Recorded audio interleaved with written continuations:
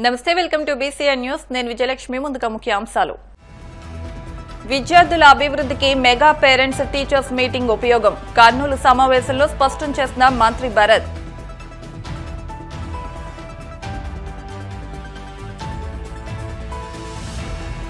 విజయవాడ దుర్గమ్మను దర్శించుకున్న రాష్ట్ర హైకోర్టు న్యాయమూర్తి జస్టిస్ సురేష్ రెడ్డి. ఆలయ మర్యాదలతో స్వాగతం పలికిన అధికారులు.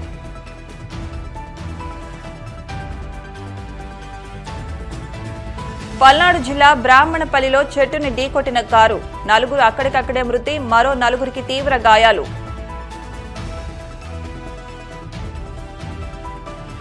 కాకినాడ సెస్ భూములను మళ్లీ రైతులకిచ్చిన ఘనత జగన్దే. రైతులంతా ఆనందంగా ఉన్నారన్న మాజీ మంత్రి కన్నబాబు. విద్యార్థులు, ఉపాధ్యాయులు, తల్లిదండ్రులంతా కలిసిన గొప్ప వేదిక మెగా పేరెంట్స్ టీచర్స్ మీటింగ్ అని రాష్ట్ర పరిశ్రమలు, వాణిజ్యం, ఫుడ్ ప్రాసెసింగ్ శాఖ మంత్రి టీజీ భరత్ పేర్కొన్నారు.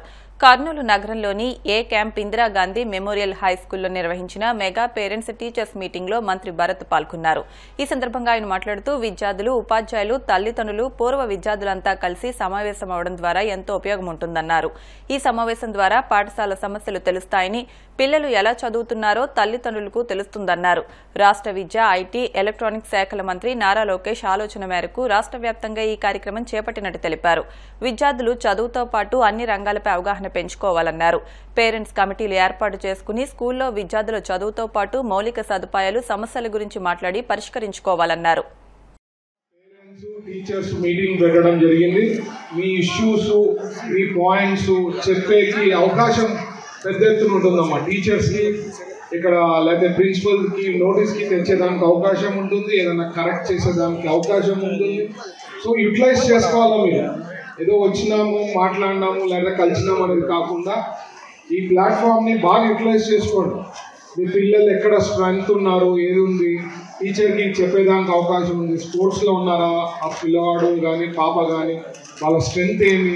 మనము అనుకోకుండా ప్రతి ఒక్కరికి స్మార్ట్ ఫోన్స్ వచ్చేసింది. స్మార్ట్ ఫోన్ల ఆలోచన అసలు ఇప్పుడు మామూలు చదువుకోకపోయినా స్మార్ట్ ఫోన్ ఎట్లా ఆపరేట్ చేసే కూడా విధానం నేర్చుకునేసినాం. రానున్న 5 ఏళ్లలో ఆర్టిఫిషియల్ ఇంటెలిజెన్స్ నేను ఎన్నో సందర్భాల్లో చెప్పాను. ఈ మధ్య చూసింటారు, మీరు కూడా వీడియోస్ చూసింటారు. యూఎస్లో ఎలాన్ మస్క్ ఇన్వెంట్ చేసిన రోబోస్ చూసారా? అవన్నీ కూడా మనుషుల్ని రీప్లేస్ చేసే క్రమంలో జరుగుతూ ఉంది. అంటే ప్రపంచం ఎక్కడికో వెళ్ళిపోతా ఉంది. మనము చాలా అంటే డిఫరెంట్గా అప్రోచ్, చదివే తీరు కానీ లేదా ఆలోచన కానీ డిఫరెంట్ ఉంటేనే బతకగలుగుతామమ్మా. నేను ఫ్యూచర్లో బాగా చదువుకున్నాము, ఫస్ట్ ర్యాంక్ వచ్చినాము, 99 వచ్చింది అవుట్ ఆఫ్ 100 అంటే సరిపోదమ్మా. వాళ్ళ ఆలోచనలు అంటే వాళ్ళ స్కోపు, ఆ పిల్లవాడు కానీ పాప కానీ నాలెడ్జ్ అన్ని రకాలుగా పెంచుకుంటేనే డెవలప్ అయ్యేదానికి అవకాశం ఉంటుంది. ఇప్పుడుండే ప్రపంచంలో బతికేదానికి అవకాశం ఉంటుంది. సో దాని భాగంగా మీరు కూడా లేకపోతే ఇది ఉంది అని మీరు ఆలోచన చెప్తే మేము కూడా లోకేష్ గారికి తర్వాత తీసుకుపోయేదానికి అవకాశం ఉంటుంది. ఎందుకంటే ఆయన విజన్ వచ్చి మన స్కూల్స్ కూడా కార్పొరేట్ స్థాయిలో పోవాలా, ఈవెన్ ఎడ్యుకేషన్ సిస్టమ్ కూడా ఇంకా బాగా డెవలప్ కావాలా అనేది ఉద్దేశంతోనే ప్లాన్ చేసిండేది. ఈవెన్ మీరు చూస్తే మీ ఆలోచనలు ఏమన్నా ఉంటే రండమ్మా, అడగండి. ఇది మీకు ఆపర్చునిటీ ఏమన్నా ఉంటే నా సైడ్ నుంచి కూడా గవర్నమెంట్ తీసుకోపోయేదానికి గవర్నమెంట్లో చెప్పేదానికి అవకాశం ఉంటుంది. అలాగే ఇక్కడ కూడా ఏమన్నా ఉంటే ఇక్కడే సాల్వ్ చేసేదానికి. విద్యార్థులను ఉత్తమ భావి భారత పౌరులుగా తీర్చిదిద్దడం సమిష్టి బాధ్యత అని మైలవరం ఎమ్మెల్యే వసంత వెంకట కృష్ణప్రసాద్ పేర్కొన్నారు. రాష్ట్ర ప్రభుత్వం ఎంతో ప్రతిష్టాత్మకంగా నిర్వహిస్తున్న మెగా టీచర్స్ పేరెంట్స్ సమావేశం ఉమ్మడి కృష్ణా జిల్లా జి కొండూరు గ్రామంలోని జడ్పీ ఉన్నత పాఠశాలలో శనివారం ఉదయం జరిగింది. ఈ సమావేశాల్లో ముఖ్య అతిథిగా ఎమ్మెల్యే వసంత వెంకట కృష్ణప్రసాద్ పాల్గొన్నారు. దుబాయ్లో కావచ్చు, విదేశాల్లోనే పనిచేస్తా ఉన్నారు. కానీ వాళ్ళు ఇక్కడ వ్యాపారాలు లేకపోతే నాబోటి రాజకీయ నాయకులు ఏదో ఒక దాంట్లో స్థిరపడ్డారు తప్పితే సమాజానికి పనికి రాకుండా తయారైన వాళ్ళు అయితే ఎవరు లేరు. ఎందుకంటే మా స్కూల్లో చదువుతో పాటు సంస్కారం కూడా నేర్పారు. దయచేసి చదువుతో కూడిన సంస్కారం కూడా బిడ్డలకు నేర్పించాల్సిన ఈ తొలి అడుగుల్లోనే మీరు జాగ్రత్తలు తీసుకోవాలని చెప్పి ఉపాధ్యాయులు కూడా కోరుకుంటూ, తప్పకుండా ప్రతి నెల క్రమం తప్పకుండా పేరెంట్ టీచర్ మీట్ ఏర్పాటు చేయాలని, ఇంతాకే నేను అమ్మాయి ఎంపీపీ ప్రసన్న రాణితో మాట్లాడుతూ ఉన్నా. అమ్మ నువ్వు ఎక్కడ చదివావంటే కుంటబొక్కల గురుకులంలో చదువుకున్నాను. ఆ రోజుల్లో హాస్టల్లో ఉండి 1 నుంచి 10వ తరగతి దాకా చదువుకుందంట.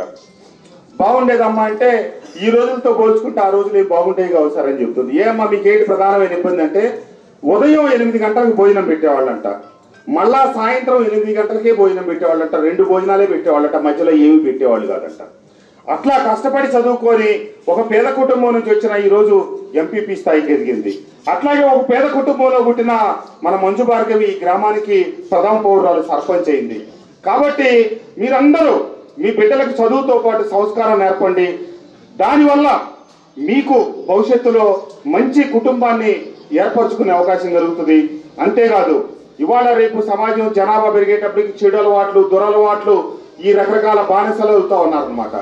నేను పోలీస్ శాఖ వారు ఇక్కడ బాధ్యతలు తీసుకున్నప్పుడు వాళ్ళతో పెట్టిన తొలి సమావేశంలో చెప్పింది ఏంటంటే పార్టీలతో పని లేదు, కులాలతో పని లేదు. ఇక్కడ గనక గంజాయి ఇతరత్ర మాదక ద్రవ్యాలు కనుక ఏదైనా అలవాటు అయిన వాళ్ళు కానీ, సరఫరా చేసేవాళ్ళు కానీ, అమ్మేవాళ్ళు కానీ ఉంటే వాళ్ళ మీద ఉక్కు భాగం మోపటమే తప్పితే వాళ్ళ విషయంలో ఏ రకమైనటువంటి మినహాయింపులు ఉండవని చెప్పి అతి స్పష్టమైన సూచనలు చేయడం జరిగింది. దాని మేరకే ఇక్కడ మన మైలవరం నియోజకవర్గ పరిధిలో అత్యంత కఠినంగా వ్యవహరిస్తున్నాం. రాబోయే కొద్ది మాసాలు ఆ పరిస్థితి ఇంకా అతి తీవ్రంగా మారుతుంది.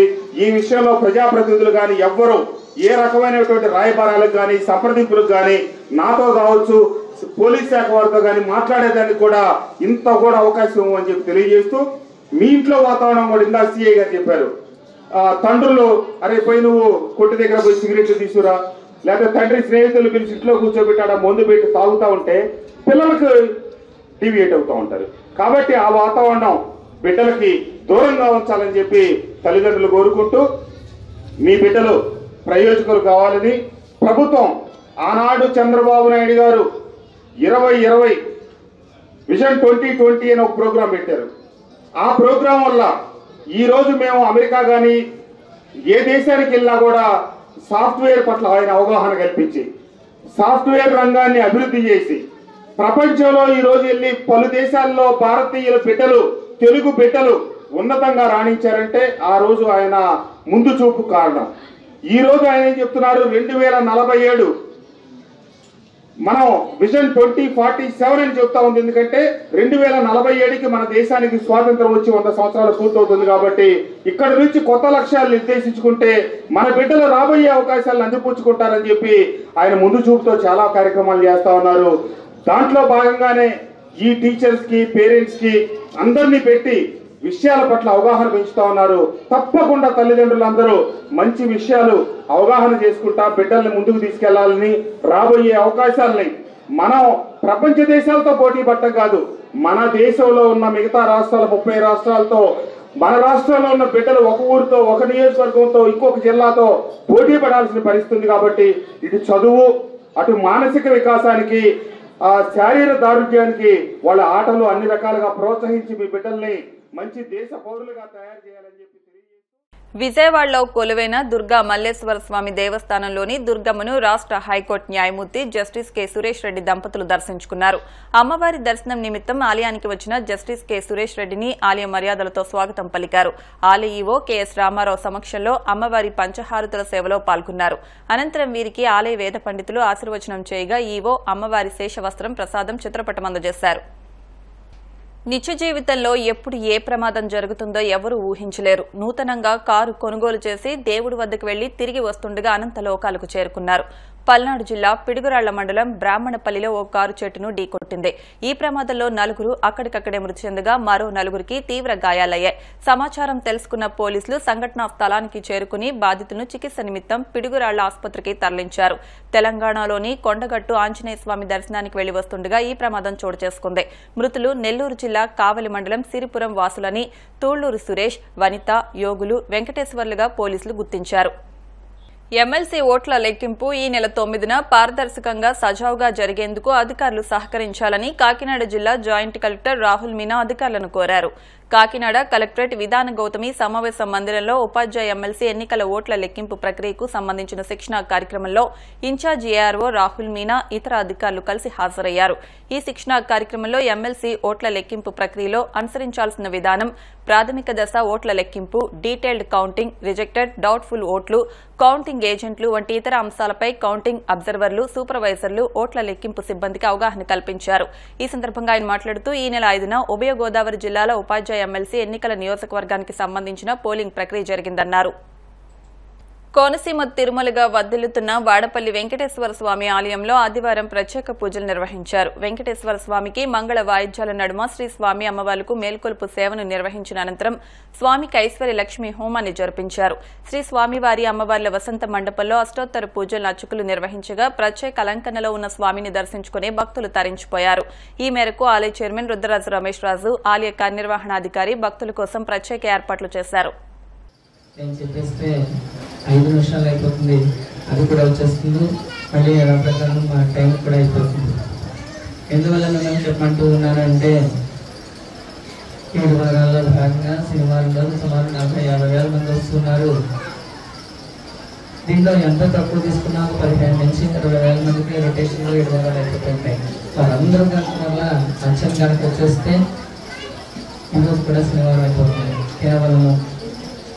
అలాగే 7 వారాలు మొదలుపెట్టి 7 నెలలు అయినా కానీ పూర్తిగా అనేక మంది కనపడుతూ ఉంటారు. అలాగే 7 వారాలు పూర్తయిపోయిన